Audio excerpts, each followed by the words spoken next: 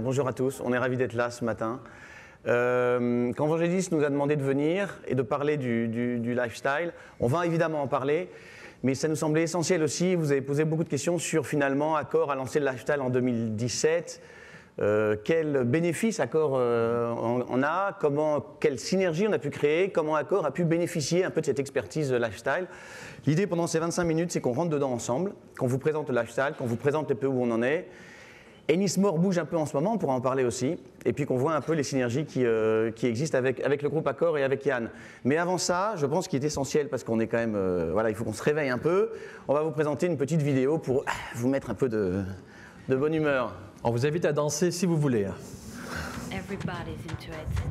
Talks about it. Oh my goodness! Would you love to be part of it? I'm super excited. Everybody loves, adores. Lifestyle. Lifestyle. There are as many stories as places, as many moods as believers, as many styles as trends. Lifestyle, be yourself, be authentic.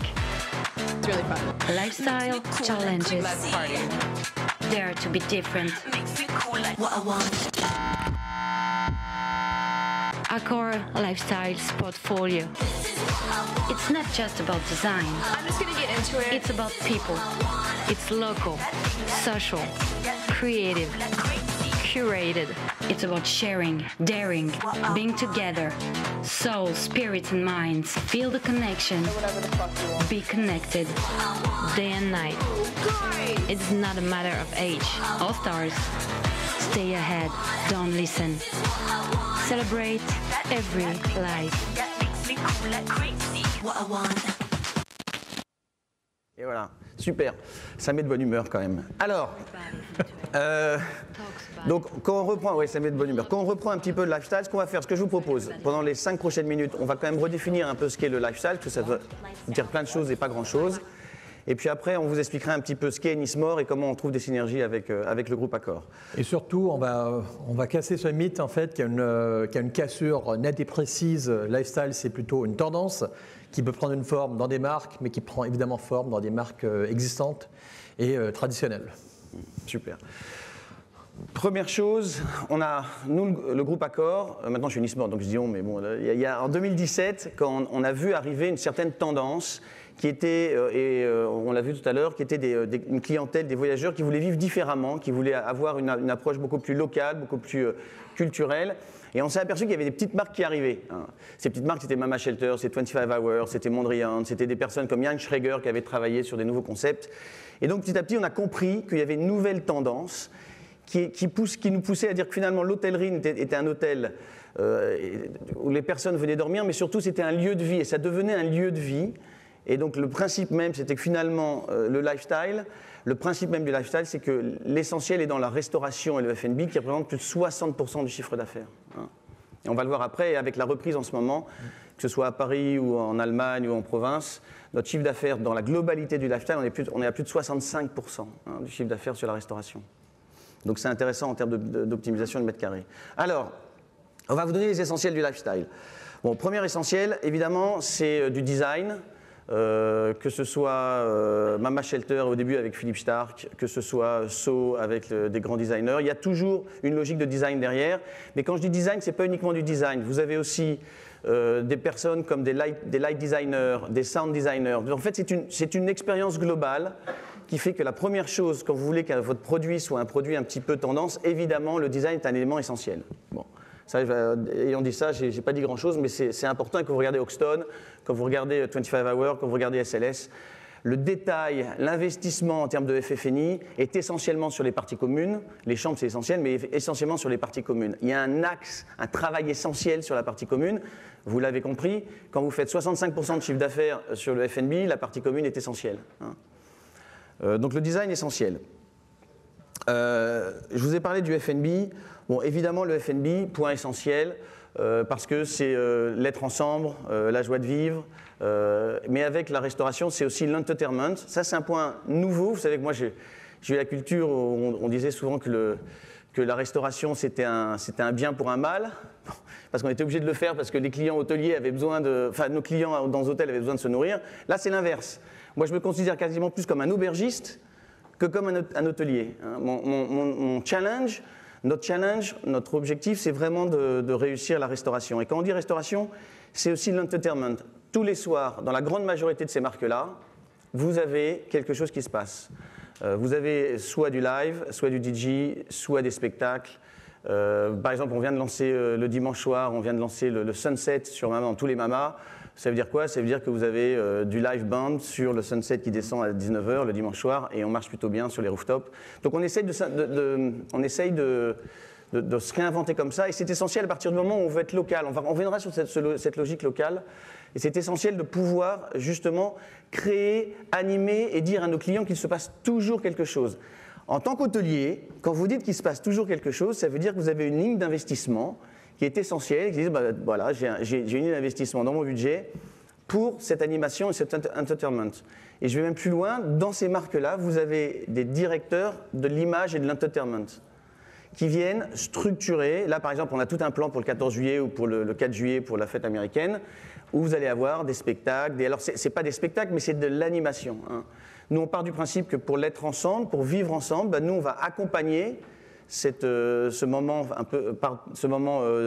festif et on va un peu le structurer.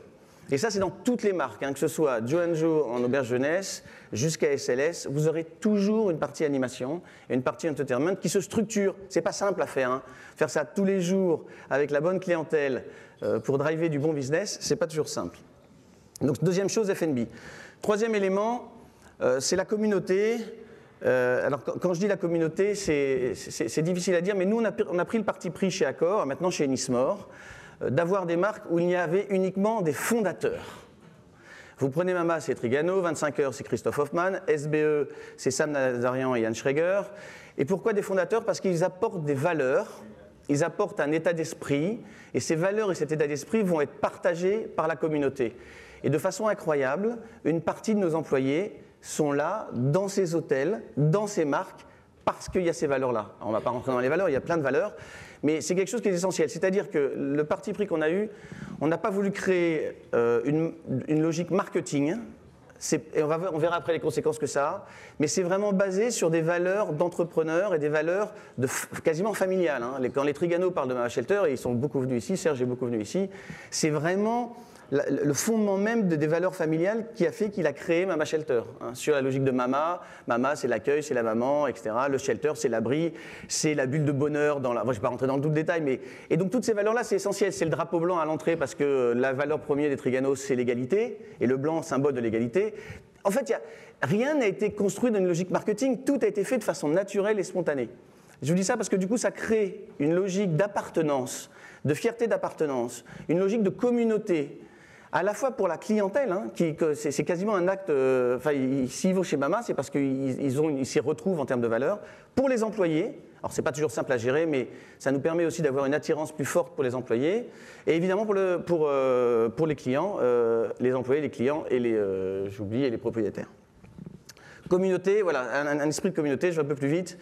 Et évidemment, destination pour les locaux, quand vous faites 65% de F&B, les gens qui voyagent, ils veulent voyager, ils veulent vivre la culture locale. La culture locale, pour avoir la culture locale, il faut les locaux. Donc notre obsession à nous, en termes de communication, en termes de social media, en termes de prise de parole, on va surinvestir sur les locaux. C'est en étant une position, le hotspot de la ville, en attirant les locaux, c'est comme ça qu'on va attirer les voyageurs. Je vais vous donner un exemple, parce que je le donne souvent, mais on était au Brésil, on ouvre Joe & Joe au Brésil, et il y avait un investisseur qui était là et qui disait « mais monsieur, c'est très bien, etc.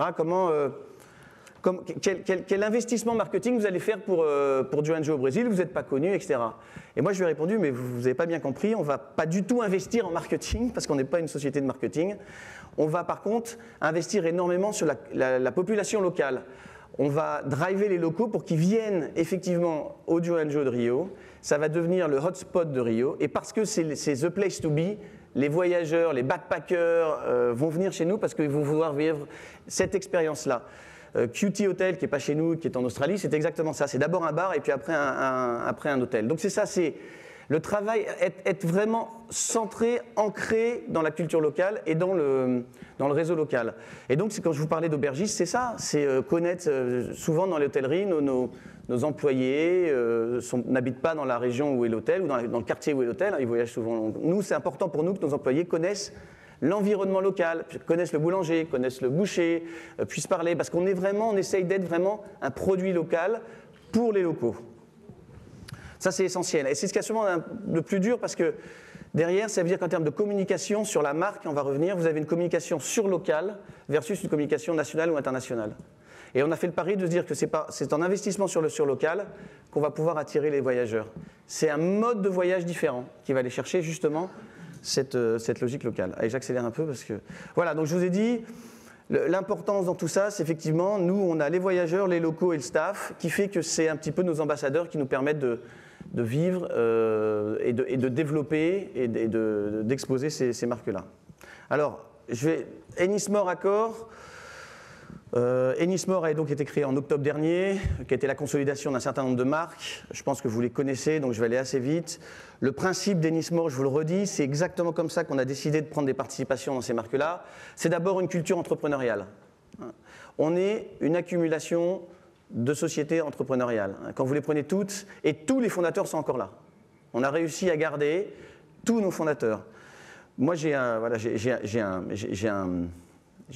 pas une obsession, mais il y a certaines marques, alors je ne vais pas les nommer, mais qui n'étaient pas dans l'industrie, mais comme par exemple Michel et Augustin ou d'autres, quand ils ont été rachetés, les fondateurs ont disparu, et finalement l'esprit de cette marque a un petit peu disparu.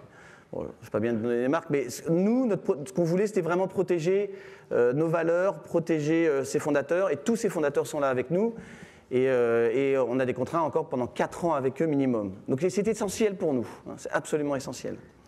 Alors, bon, je vais aller un peu plus vite, sinon... voilà, donc on est sur 14 marques sur Ennismore.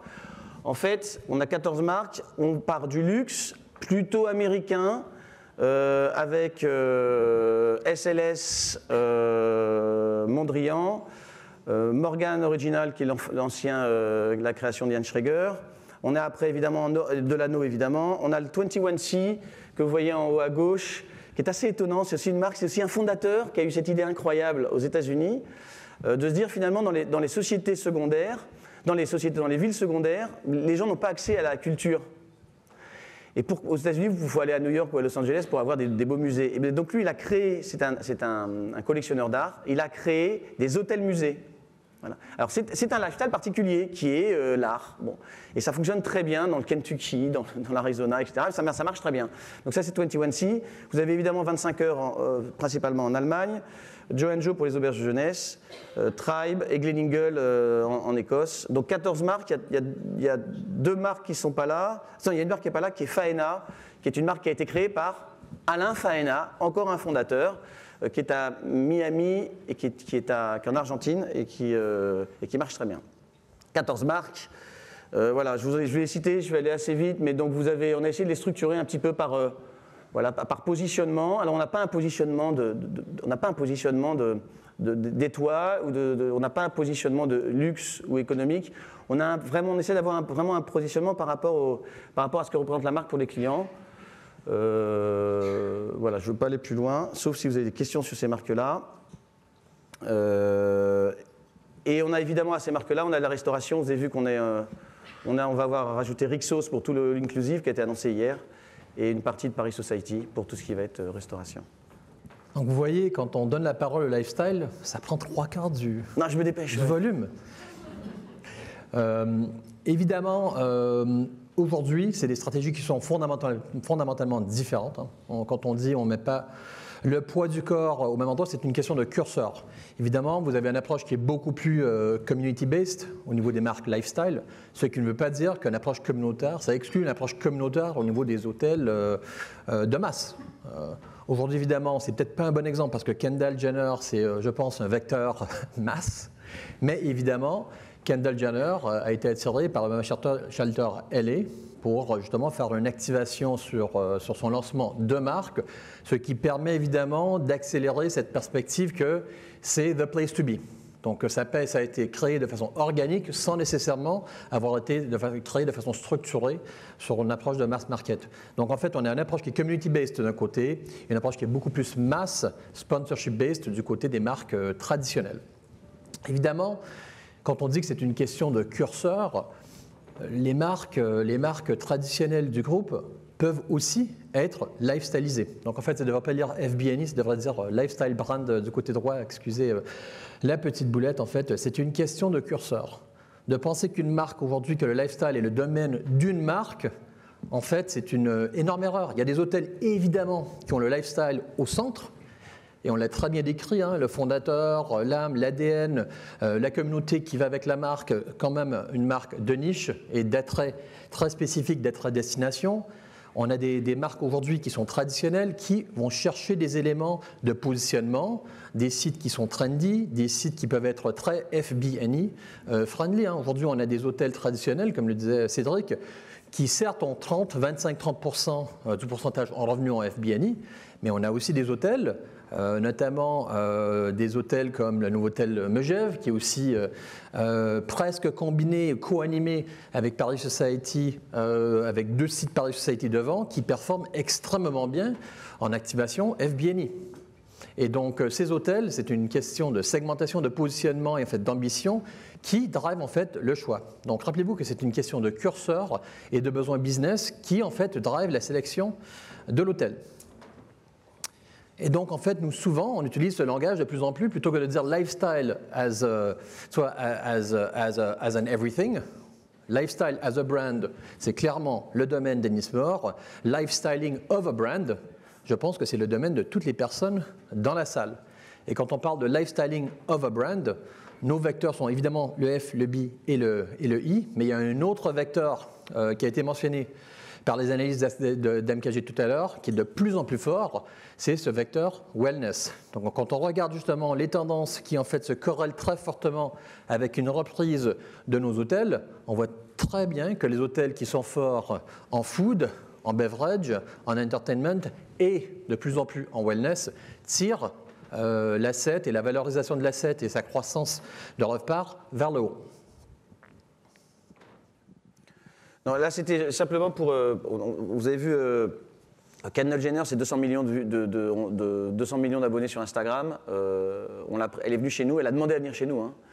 Donc en termes de communauté, en termes d'utilisation des médias, c'est important. Donc là, on est revenu sur ce que je vous disais tout à l'heure, hein, sur comment nos marques à nous, en tout cas dans le périmètre Ennismore, sont des marques qu'on estime très lifestyle, parce que le lifestyle, c'est un style de vie, hein, donc c'est les valeurs. Donc il y a évidemment cette fierté d'appartenance.